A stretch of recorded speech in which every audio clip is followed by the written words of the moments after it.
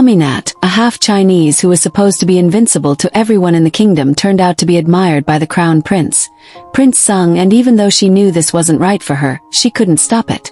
The night air was quiet, and the stars above seemed to listen closely. The garden behind the palace walls was dark, with only a soft light from the moon shining through the tall trees. AMINAT stood by the fence, her heart heavy and her hands cold. Mr. Chi, her father, stood in front of her. His voice low but sharp like a blade.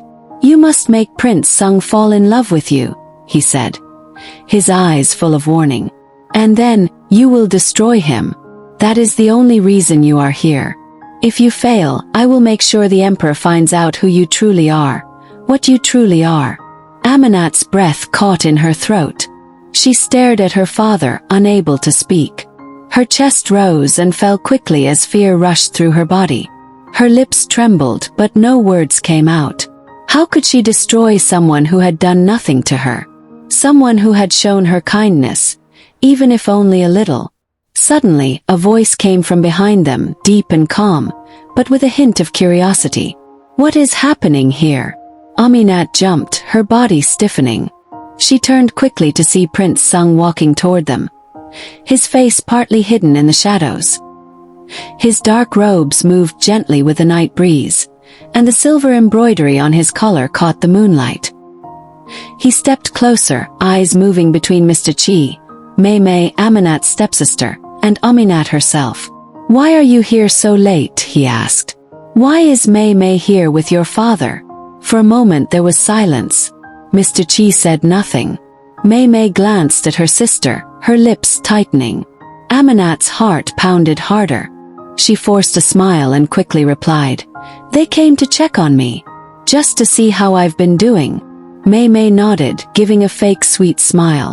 She stepped forward, trying to place her hand gently on Prince Sung's arm. But before she could touch him, his hand moved and caught her wrist. His smile faded. "That is improper," he said firmly. "You are not my wife. If you try that again, I will punish you." Mei pulled her hand back, her eyes wide with shock and quiet anger. She looked at AMINAT, and for a moment, her hatred was clear. That look could have burned through stone. Prince Sung was supposed to be hers. She had been sure of his love. Why did he choose AMINAT instead? Her black-skinned stepsister who had always been quiet, always pushed to the side. Her anger boiled inside her, but she bowed her head. "I'm sorry, Your Highness." Prince Sung didn't answer. He simply looked at AMINAT and said, "Let's go." AMINAT followed him in silence as they walked through the palace halls. The torches lit their path, but her mind was lost in darkness. She could still feel her father's words echoing in her head. She wanted to cry, to scream, to run far away. But all she did was walk beside the prince who now owned her heart, even though she couldn't say it out loud. When they reached her chamber, he opened the door and let her walk in first. He followed, then closed the door behind him. The room was quiet, the air filled with the scent of jasmine. AMINAT stood by the window, her back to him, trying to calm her breath. "Why did you lie?" His voice came gently from behind. AMINAT turned around slowly. Her eyes met his. He didn't look angry, just disappointed. She didn't know what to say. "Next time," he continued, walking closer to her, "don't lie to protect people like them. It's not your job to hide their evil. Lies only grow stronger in the dark." AMINAT's lips parted, but no words came out. Tears filled her eyes before she could stop them. Her heart ached with fear, with guilt, and with something she didn't want to name. The tears fell, one by one, running down her cheeks. She lowered her head, ashamed. To her surprise, Prince Sung didn't turn away. Instead, he stepped closer and wrapped his arms around her. His warmth felt like a shield against everything she feared. "I'm sorry," he whispered into her hair. "I should have stayed with you today. Urgent matters kept me away, but I shouldn't have left you alone on your first day here." AMINAT leaned into him, her tears soaking the front of his robe. She didn't speak, but her heart softened. He had come for her. He had pulled her away from the people who only used and lied to her. He had protected her, even when she had told a lie. She slowly looked up, her voice quiet and trembling. "Thank you for coming." He looked at her gently, brushing a tear from her cheek with his thumb. "You're not alone anymore, AMINAT." And in that moment, under the soft glow of the lanterns, AMINAT felt something shift inside her. The fear was still there, but hope had found a small space in her heart. Maybe, just maybe, she wouldn't have to follow her father's plan. Maybe she could protect her heart, and Prince Sung's too. Next few days passed like a sweet, quiet dream. The air in the palace no longer felt heavy around AMINAT. Instead, it was filled with laughter, quiet talks, and the gentle comfort of growing closeness. Prince Sung, once so distant and formal, had begun to change. His eyes softened when they met hers. His voice held warmth when he called her name. And AMINAT, though her heart still carried fear, she couldn't stop herself from smiling when he was near. She found peace in their walks through the garden, in the way he asked about her day, in the simple moments they shared over tea. They were both falling, but too afraid to speak it. One afternoon, the sky outside was painted with gold as the sun began to set. The warm light spilled into the room where they stood, talking, laughing about something small, something silly. Prince Sung was sitting by the window, and AMINAT stood by the table, arranging a few scrolls he had been reading. Then, as silence fell between them, they both looked up at the same time. Their eyes locked. The laughter faded. Something stronger took its place, something they had been hiding for too long. Sung stood and took a step closer. So did AMINAT. He gently reached out, touching a lock of her hair, brushing it behind her ear. She looked up at him, her breath caught in her chest. Slowly, carefully, his hand cupped her cheek, and without another word, their lips met. It was a soft, trembling kiss at first, like a question neither had dared to ask. Then it grew deeper, full of longing and emotion they could no longer keep hidden. But just as the warmth spread through her chest, fear returned to AMINAT's heart. Her father's words echoed in her mind like poison. "Make him fall for you. Then destroy him. Or the emperor will know who you truly are." She pulled back suddenly, tears threatening her eyes. "I can't," she whispered and turned to run from the room. But Sung was quicker. He caught her wrist gently but firmly. "AMINAT," he said, his voice low and serious. "Don't run from me." She froze. He stepped in front of her and placed both hands on her shoulders. "I don't know what you're afraid of," he said, eyes searching hers. "But I need you to know this. I love you." AMINAT's breath hitched. Her heart thudded wildly in her chest. "I've tried to hide it. I didn't want to rush you or scare you. But I can't lie to myself anymore," Sung continued. "You are the light in this cold palace. You are all I see."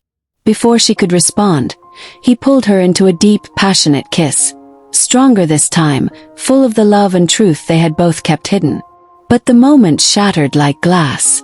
Shouts echoed outside the room. The sound of hurried footsteps, swords clashing, and cries of alarm filled the air. Then, without warning, the door burst open and two palace guards rushed in, their faces pale and filled with fear. "Your Highness, the palace is under attack. Assassins, everywhere." Prince Sung's expression changed instantly. The warmth vanished, replaced by fire. He stepped away from AMINAT, already reaching for the sword resting by the table. "You stay here," he said firmly, turning to her. "Lock the door. Do not come out. I'll return. I promise." Before she could protest, he was gone, running out with the guards. AMINAT stood frozen, heart racing, hands shaking. The sound of battle filled the halls. Shouts, metal striking metal, cries of pain. Every part of her screamed to obey him. But something stronger pulled her toward the door. "He's in danger." She couldn't wait. Without thinking, she rushed out into the hallway. Her bare feet padded silently on the marble floor as she followed the sounds of the fight. Turning a corner, she finally saw him. Prince Sung, standing in the middle of the courtyard, sword in hand, blood on his clothes. The last of the assassins seemed to have been defeated, or so it seemed. From behind a pillar, one final assassin charged at him, dagger raised high. "No!" Aminat screamed. Prince Sung turned too late. But she didn't. She threw herself forward, just in time to shield him. The blade cut across her side, sharp and cold, before the assassin was struck down by Sung's sword in a furious blow. "Aminat!" he cried, catching her as she collapsed into his arms. "No, no, no," he whispered, holding her tightly. "Stay with me." Her blood stained his hands. Her eyes fluttered, and she bit back a cry of pain. He carried her back to the room in silence, his steps fast, heart pounding. As soon as he reached their chambers, he shouted for the royal physician. The emperor himself arrived moments later, his face grim with worry. The physician worked quickly, hands moving with skill as he cleaned and stitched the wound. Prince Sung never let go of her hand. Time moved slowly, painfully. Finally, the physician looked up. "She will be fine," he said. "The wound was deep but not deadly. She just needs rest." A breath of relief escaped from both the emperor and Prince Sung. That night, after everyone left and the room grew quiet again, Sung stayed by her side. He didn't speak. He didn't sleep. He simply watched her breathe, held her hand and whispered softly, "Thank you for saving me."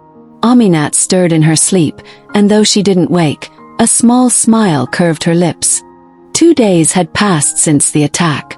The palace, once peaceful, now stood guarded at every gate. Soldiers walked the halls, alert and watchful. Servants whispered behind walls, too afraid to speak aloud. Everyone wanted answers. So a meeting was called in the Grand Throne Chamber, a place where justice was meant to shine, but today, shadows loomed. The large golden doors creaked open, revealing the throne room lined with red silk and dark wood. Tall pillars reached for the ceiling, and the floor shone like glass.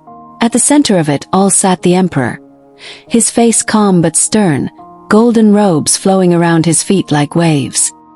His eyes scanned the room, heavy with thought. Around him stood the chiefs of the state, men in fine robes, their faces serious, some proud, some worried. Prince Sung stood among them, dressed in dark royal blue, his arms folded tightly across his chest. His jaw was clenched. His eyes were sharp. He hadn't left Aminat's side since the attack, not until this moment. The voices in the room rose one after another. "We need to find who is behind this. This was not just any attack, it was planned. Someone within the palace walls betrayed us." The noise grew louder and louder, until Mr. Chi stepped forward. His face was calm, almost too calm. His voice echoed through the throne room as he cleared his throat. "If I may speak," he began, "this kind of thing has never happened in the palace before. Not like this. So sudden. So well planned. Doesn't it strike any of you as strange?" A hush fell over the room. Heads turned. Prince Sung narrowed his eyes.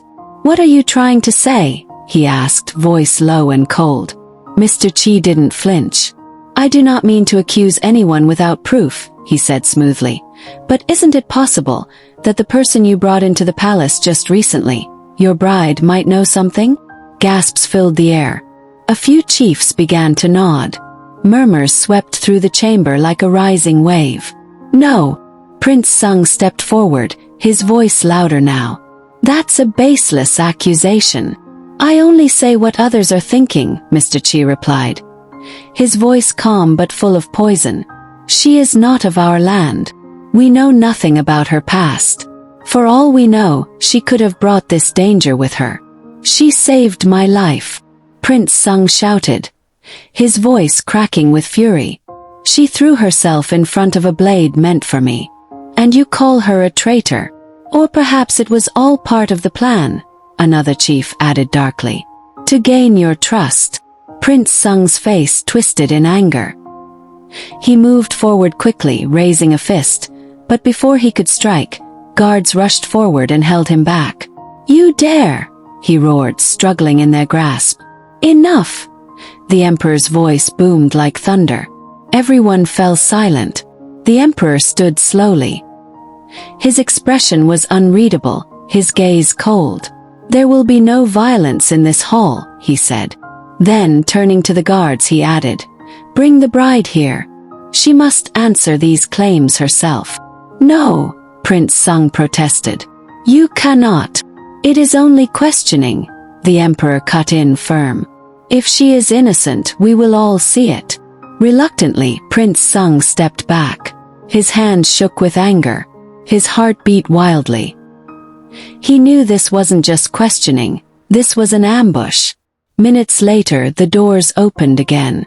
Aminat was brought in, 2 guards beside her. Her steps were slow, careful. She was still weak, the wound on her side not fully healed. Her long gown brushed the floor as she walked, and her eyes scanned the throne room, wide and unsure. She didn't understand what was happening, until the guards gently but firmly pushed her down to her knees. She looked up at the emperor, heart pounding. The silence was thick. Then came the voice that shattered her world. "Why did you do this?" the emperor asked, his face emotionless. "Was this your plan all along? To ruin the single state for your gain?" Aminat's eyes widened in shock. Her breath caught in her throat. She looked around. Some men watched her with pity, others with hate. And Prince Sung, he looked helpless, torn, furious. But no one moved to defend her. She tried to speak, but her voice failed. Her lips trembled.